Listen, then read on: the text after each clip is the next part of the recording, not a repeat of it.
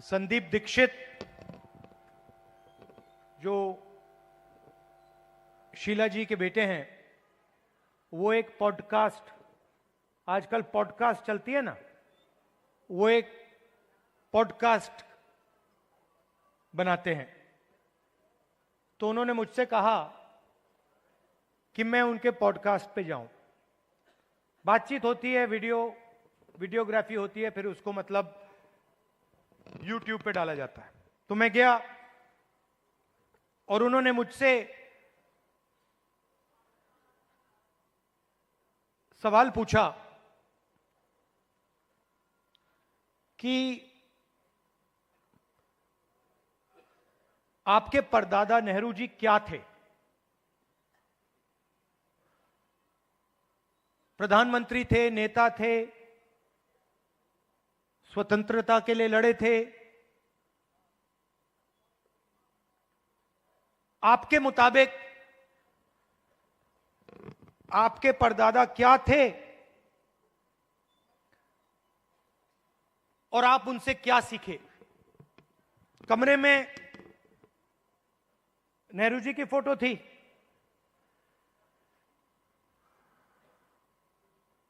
एक तरफ गांधी जी की पेंटिंग थी, और मैंने सोचना शुरू किया कि मेरे जो परदादा नेहरू जी थे वो असलियत में क्या थे। और दोनों फोटो को मैं देख रहा था और मेरे दिमाग में बात आई कि ये दोनों जो लोग थे, जवाहरलाल नेहरू और महात्मा गांधी, ये दोनों सच्चाई से मोहब्बत करते थे।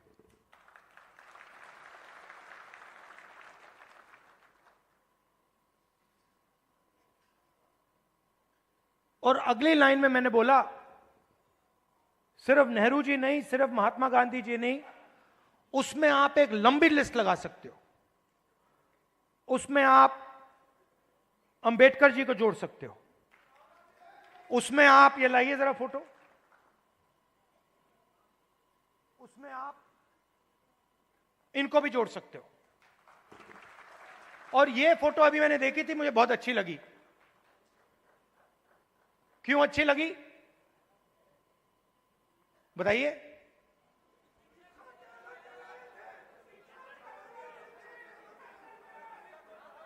क्योंकि जो इनकी पत्नी है और इनके बीच में समानता है, रिस्पेक्ट है। ये देखकर ये पता लग रहा है कि रिस्पेक्ट है। तो ये सब लोग, और आप हजारों साल पहले शुरू कर सकते हैं।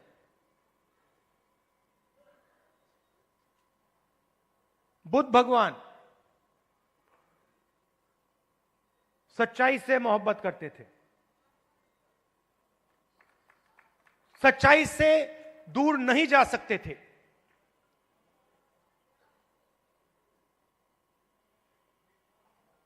गुरु नानक, कबीर, बसवना, नारायण गुरु, लिस्ट है।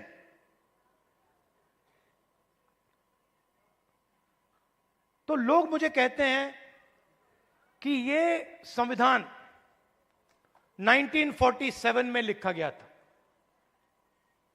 और मैं उनसे कहता हूं नहीं, यह संविधान हजारों साल पुराना है। और इस किताब के अंदर अंबेडकर जी की सोच, फूले जी की सोच, गांधी जी, नेहरू जी, गुरु नानक जी, कबीर, जिन लोगों को हिंदुस्तान मानता है, और रिस्पेक्ट करता है, उनकी सोच इसके अंदर है। तो जब मैं इस किताब को, और जब आप इस किताब को ऐसे पकड़ते हो, आप 70-80 साल पुरानी किताब को नहीं पकड़ रहे हो, आप हजारों साल पुरानी विचारधारा की रक्षा कर रहे हो।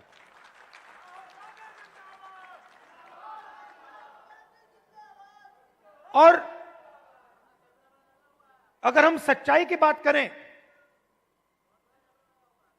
तो क्या इसमें सावरकर जी की विचारधारा है? हो ही नहीं सकती, क्योंकि वो सच्चाई का सामना नहीं कर पाए। अब ये बात किसी को अच्छी लगे ना लगे,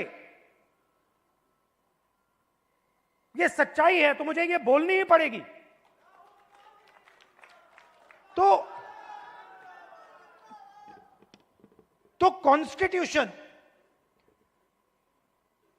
हिंदुस्तान की सच्चाई का रक्षक है,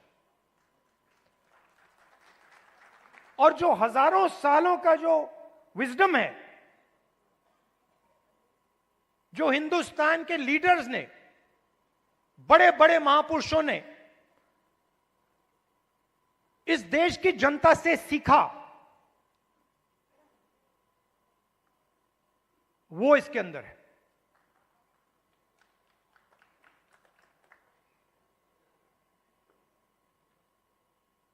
अंबेडकर जी ने दलितों की लड़ाई लड़ी, दलितों के लिए लड़ाई लड़े।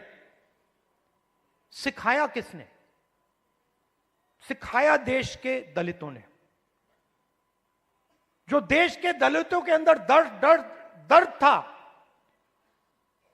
उस दर्द को अंबेडकर जी समझे, उस दुख को अंबेडकर जी समझे, उस सच्चाई को अंबेडकर जी समझे, और उस सच्चाई के लिए अंबेडकर जी लड़े। इसीलिए महात्मा गांधी की autobiography my experiments with truth, Mahatma Gandhi की autobiography my experiment with lies नहीं थी, जो शायद मोदी जी लिख पाएंगे। तो सच्चाई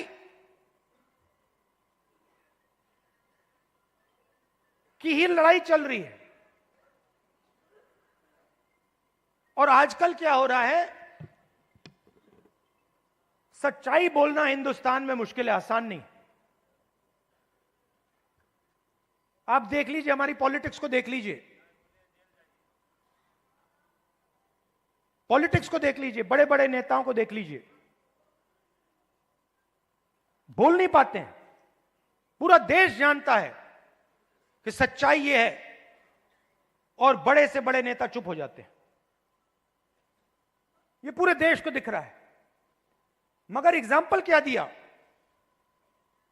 बुद्ध भगवान ने, अंबेडकर जी, गांधी जी, इन लोगों ने एग्जाम्पल क्या दिया? डरना नहीं है, जो सच्चाई है वो देश के सामने रखनी है। और यही आप लोग कर रहे हो, यही आप लोग कर रहे हो। आप लोग डरते नहीं हो, आप लोगों को दबाया नहीं जा सकता है। आपके अंदर, खून के अंदर, फूले जी, अंबेडकर जी, गांधी जी, ये सब आपके खून के अंदर हैं, और इनकी विचारधारा आपके खून के अंदर है, मेरे खून के अंदर है, और इसको कोई नहीं मिटाने जा रहा है, कोई मिटा ही नहीं सकता। मैं आपको आज 2-3 चीजें कहना चाहता हूं, मगर मेरी माइंड में एक सवाल है। तो सबसे पहले मैं आपसे सवाल पूछना चाहता हूं, देखना चाहता हूं, आप में से, आपने देखा होगा अमेरिका के राष्ट्रपति ने स्टॉक मार्केट की धज्जियां उड़ा दी हैं, देखा होगा, देखा ना? अच्छा, आप मुझे बताइए, आप में से, इस भीड़ में से कितने लोग स्टॉक मार्केट में पैसा डालते हैं? हाथ उठा के दिखाइए। अब ये देखिए, घूम के देखिए, यहां पे 1% से कम लोग स्टॉक मार्केट में पैसा डालते हैं 1% से कम। अगर यहां 100 लोग हैं तो एक हाथ उठ रहा है। तो यह स्टॉक मार्केट आपका औजार नहीं है। इसमें अनलिमिटेड पैसे बने, मगर इसका फायदा आपको नहीं मिला।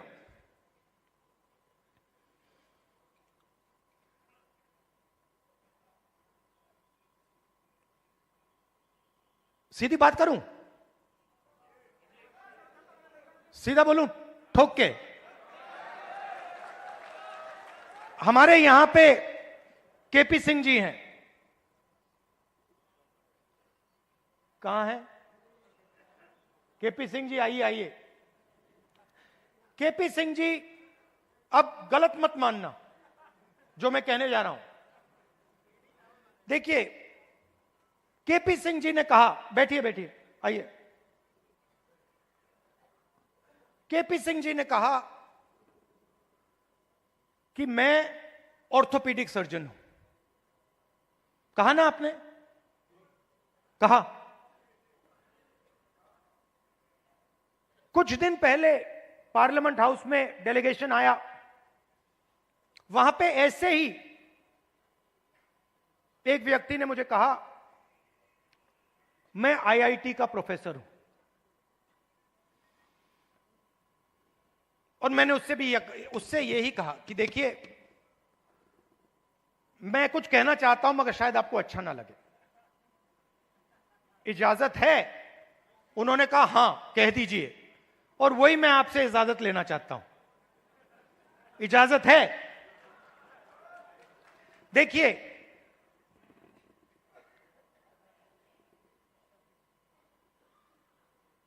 आप में ऑर्थोपीडिक सर्जन की स्किल है, ऑर्थोपीडिक सर्जन की नॉलेज है,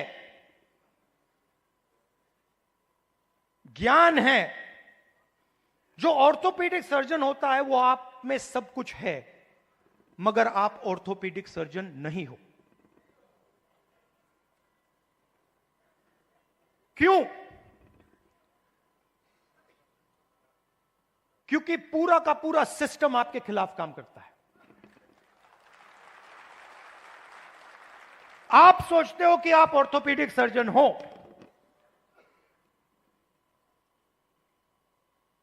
मगर आप अस्पताल को कभी नहीं चला पाओगे।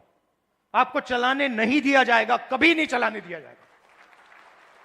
और अगर आप में क्षमता चलाने की हो तो आपको फाइनेंस नहीं मिलेगा, पैसा नहीं मिलेगा, बैंक लोन नहीं मिलेगा।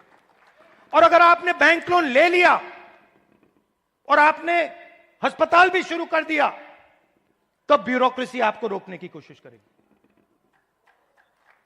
तो आपके मन में लग रहा है आपको कि मैं ऑर्थोपीडिक सर्जन हूं, मगर ऑर्थोपीडिक सर्जन के सच्चे औजार आपके हाथ में नहीं है, आपके खिलाफ काम कर रहे हैं।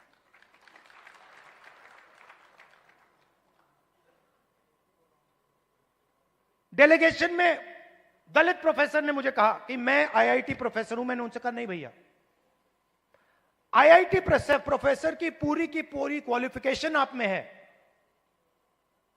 मगर सिस्टम आपको सच्चा आईआईटी प्रोफेसर नहीं बनने देगा।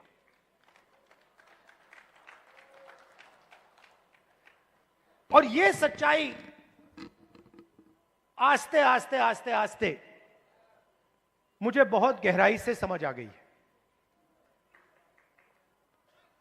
इस देश में अगर आप दलित हो, पिछड़े वर्ग के हो, आदिवासी हो, माइनॉरिटी हो, और उसमें मैं महिला भी जोड़ सकता हूं, पिछड़ा बोला, ईबीसी हो, अति दलित हो, अगर आप अपर कास्ट के नहीं हो तो आप सेकंड क्लास सिटीजन हो। और मैं ये ऐसे नहीं बोल रहा हूं, मैं सोच समझ के बोल रहा हूं, मैं पढ़ लिख के बोल रहा हूं, और मैं सिस्टम को बहुत गहराई से देखने के बाद बोल रहा हूं। मैं आपको 2-3 उदाहरण देना चाहता हूं। तेलंगाना में हमने कास्ट सेंसस किया और बात अब तेलंगाना में कास्ट सेंसस से बहुत आगे निकल गई है।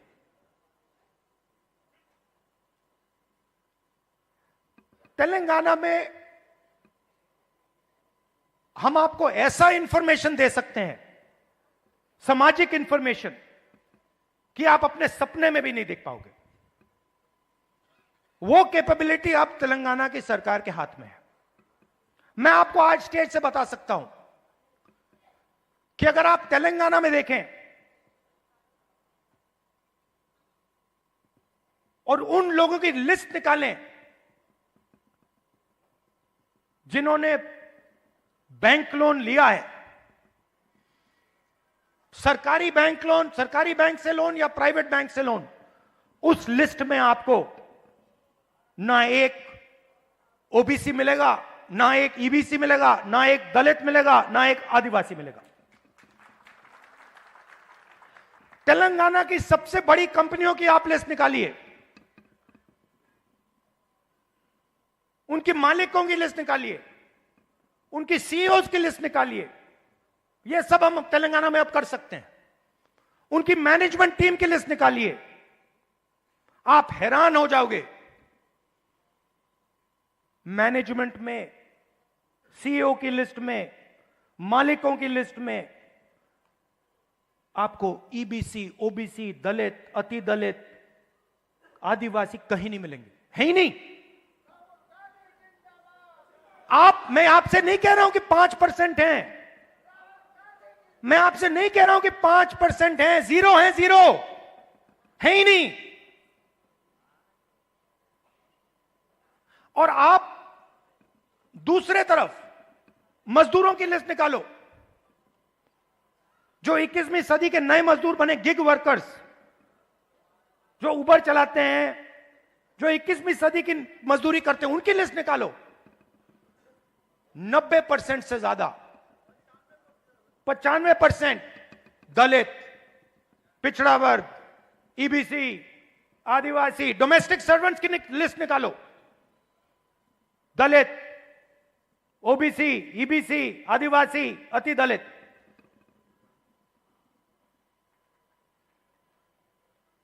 और मैं सिर्फ कंपनियों की बात नहीं कर रहा हूं, मैं अस्पतालों की बात कर रहा हूं, शिक्षा के सिस्टम की बात कर रहा हूं, सरकार की बात कर रहा हूं, कॉर्पोरेट इंडिया की बात कर रहा हूं। जहां भी आप देखो, आप हो ही नहीं।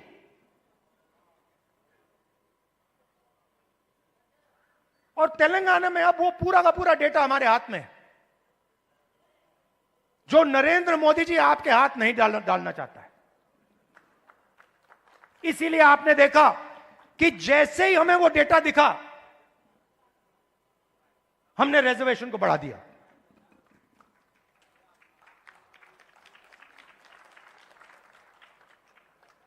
मैंने नरेंद्र मोदी जी को लोकसभा में सामने बोला, ये जो फेक दीवार बना रखी है 50% रिजर्वेशन की, इसको अगर आप नहीं तोड़ोगे तो हम इसको तोड़ के गिरा के फेंक देंगे। और दूसरी बात, इस देश के दलितों को, पिछड़ों को, ईबीसी, ओबीसी, अति दलित, आदिवासी, गरीब जनरल कास्ट के लोगों को पता लगना चाहिए कि इस देश की सच्चाई क्या है। कि 5% लोग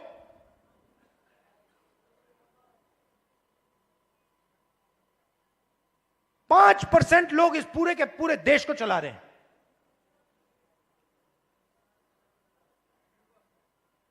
10-15 लोग हैं जिन्होंने पूरे के पूरे कॉर्पोरेट इंडिया को पकड़ रखा है। अदानी, अंबानी, 10 नाम है। और आपका लाखों करोड़ रुपया सीधा आपके जेब में से उनके जेब में ट्रांसफर होता है। जीएसटी आप देते हो, कर्जा माफ उनका होता है। जीएसटी आप देते हो और ठग से कर्जा माफ उनका होता है।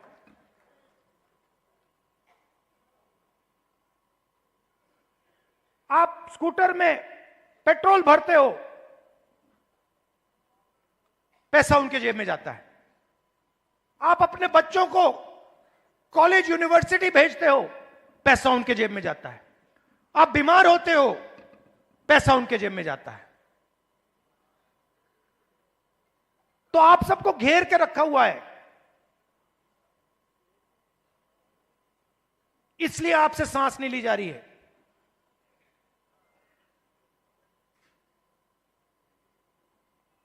क्योंकि पूरे सिस्टम ने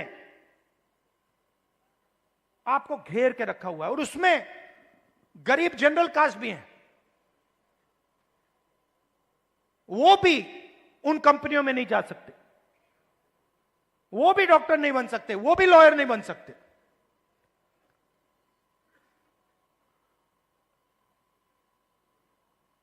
मैं छोटा सा उदाहरण देता हूं आपको। सुल्तानपुर में मैं गया, वहां पे चेतराम मोची जी हैं। पता नहीं आपने वीडियो देखा नहीं देखा? देखा था? तो मेरी दोस्ती हो गई उनसे। मैंने गाड़ी रोक दी, मैं वहां जाके बैठ गया। मैं आपको बताना चाह रहा हूं कैसे फंसाया गया है, किस प्रकार से फंसा के रखा हुआ है। मैं गया, 40 मिनट में उनके साथ बैठा। मैंने देखा कि हुनर की कोई कमी नहीं है। उनसे आप कोई भी उनको आप कोई भी जूता दे दो और कहो भैया इसको बना दो, कोई भी हो, मतलब ब्रांडेड जूता हो, ये आपने पहना हुआ ये हो, कुछ भी, 2-3 घंटे में वही जूता आपको मिल जाएगा, उससे अच्छा मिल जाएगा। और मैंने उनसे पूछा आप यहां कितने साल से हो? कहते हैं 40 साल से हूं राहुल जी। 40 साल। फिर मुझे देख के कहते हैं राहुल जी ये मेरा बेटा है, अब ये यहां मेरे साथ काम नहीं करना चाहता। तो मैंने कहा क्यों? और फिर सिर नीचे करके कहते हैं कि राहुल जी 40 साल में मुझे किसी ने इज्जत नहीं दी। एक ही आदमी ने, मेरे पिता ने मुझे रिस्पेक्ट और इज्जत दी थी। मैं यहां आता हूं, सुबह आता हूं, दिन भर काम करता हूं, घर चला जाता हूं। 40 साल में मुझे एक व्यक्ति ने इज्जत नहीं दी। अकेले काम कर रहे थे, बेटा कह रहा था मुझे नहीं करना काम, मैं जा रहा हूं, मैं नौकरी करूंगा। मैंने उनसे पूछा, मैंने कहा एक बात बताइए, अगर आप अपने काम को थोड़ा इंप्रूव करना चाहते हो तो आप क्या कदम लोगे? एकदम उन्होंने मुझे बोला कि देखिए राहुल जी, मैंने एक मशीन है, मैंने उसकी फोटो देखी थी, अगर वो मशीन मुझे मिल जाए तो मेरा काम डबल हो जाएगा ऐसे ही। तो हमने क्या किया, बहुत महंगी मशीन नहीं थी, हमने किसी राजनेता से वो मशीन डोनेट करा दी और उनको हमने मशीन दे दी। नहीं अभी ताली मत बजाइए, अभी ठहर जाइए, ताली बजाने की बात अभी आ रही है। 3 महीने बाद मुझे फोन आता है,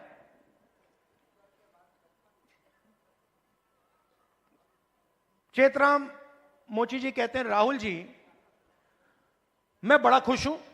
मैंने कहा क्यों? कहते हैं राहुल जी मेरी अब 2 दुकानें हैं,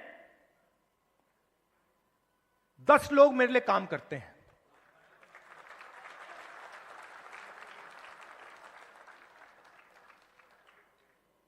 दस लोग मेरे लिए काम करते हैं, मेरी 2 दुकानें हो गई हैं।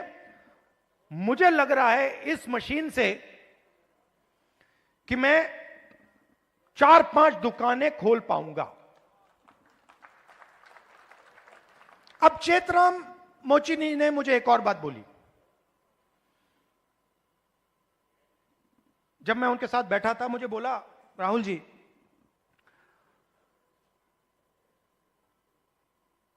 यूपी सरकार ने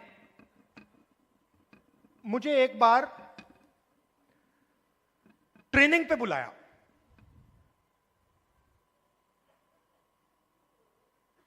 उनकी योजना थी,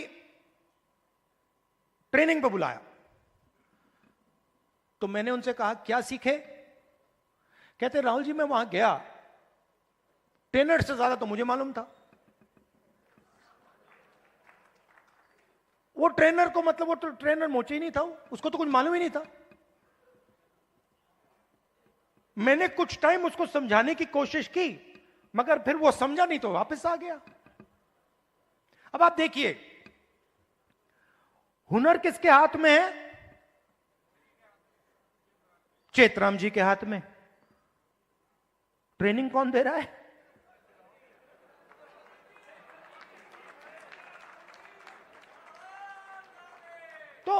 तो बात समझिए क्यों? क्योंकि ट्रेनिंग का नेटवर्क कंट्रोल में है। मशीन क्यों नहीं मिल रही? बैंक का सिस्टम कंट्रोल में है।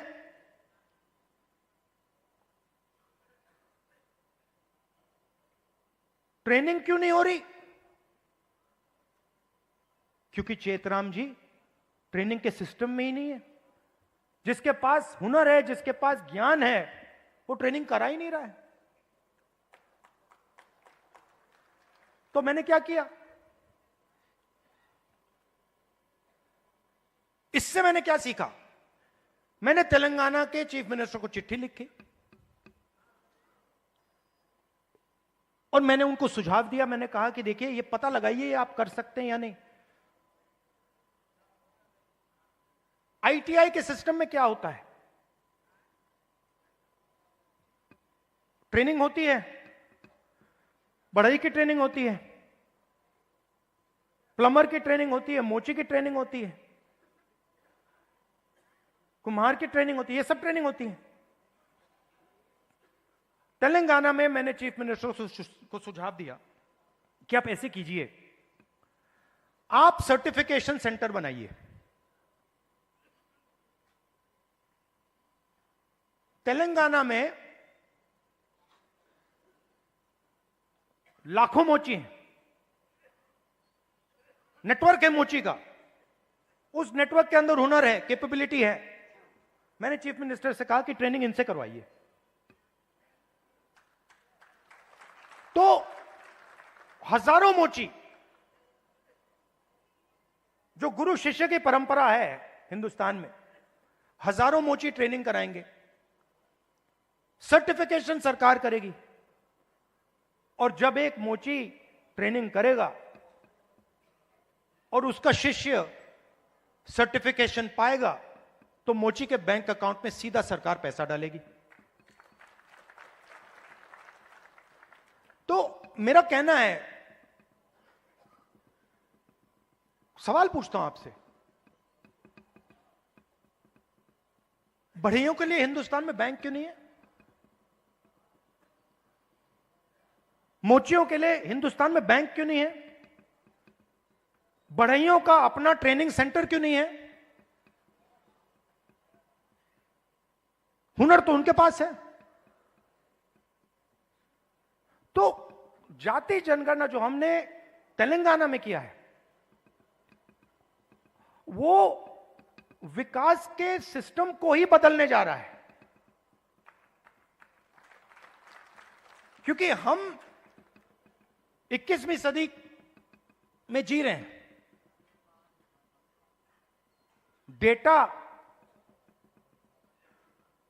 डेटा की सदी है, सब लोग डेटा की बात करते हैं। तेलंगाना में हमारे पास जाति का पूरा डेटा हमारे हाथों में है, और इस डेटा के साथ हम तेलंगाना की पूरी राजनीति को बदल सकते हैं। और जो सचमुच में आपका हक है, जाति जनगणना के माध्यम से वो हम आपको दिलवा सकते हैं। और सीधी सी बात है, बहुत सारे लोग कहते हैं कि भैया देखो, जाति जनगणना नहीं होना चाहिए। मोहन भगवत जी कहते हैं जाति जनगणना नहीं होना चाहिए।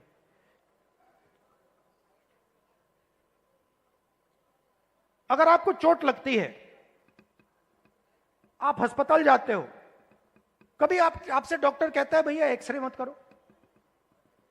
एक्सरे से कोई नुकसान थोड़ी होता है। एक्सरे से सच्चाई पता लगती है, वही हम कर रहे हैं। एक प्रकार से हम सामाजिक एक्सरे कर रहे हैं कि भैया सच्चाई क्या है, किसके पास कितना धन है, कौन कहां बैठा है,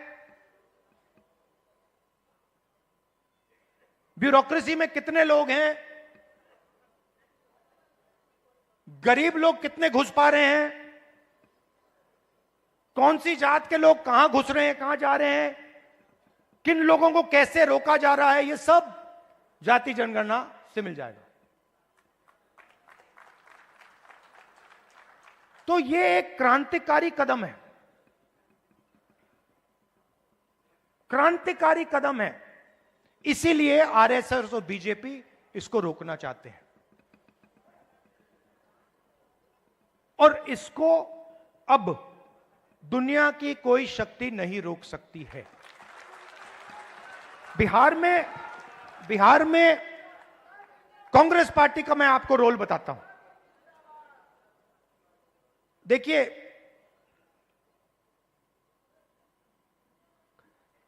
कांग्रेस पार्टी की जिम्मेदारी, गठबंधन की जिम्मेदारी, जो गरीब लोग हैं, जो कमजोर लोग हैं,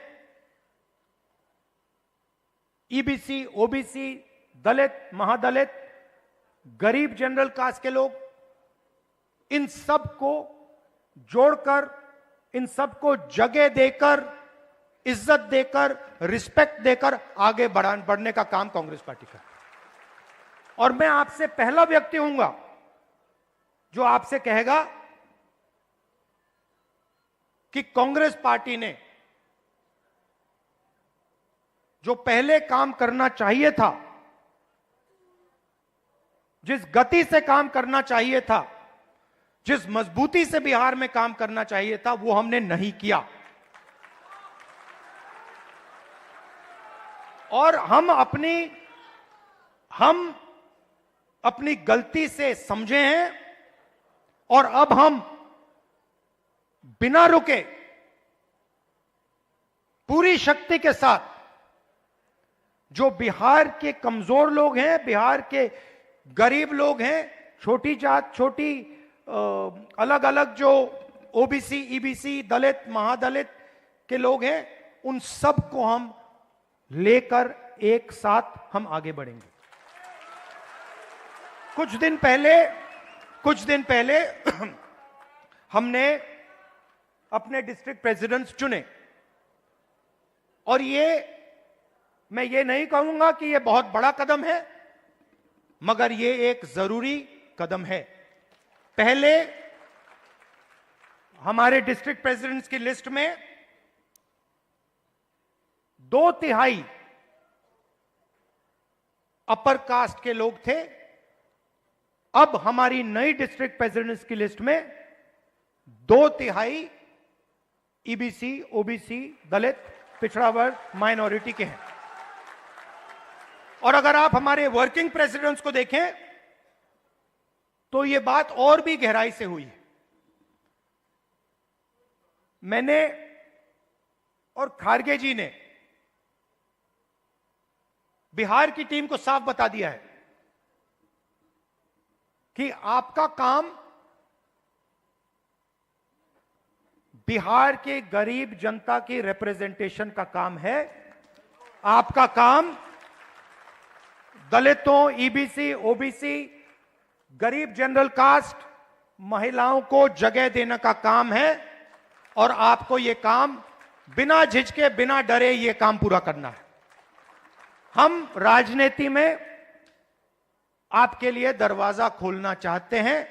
आपके युवाओं को हम राजनीति में लाकर, आपको हम राजनीति में लाकर बिहार का चेहरा बदलना चाहते हैं।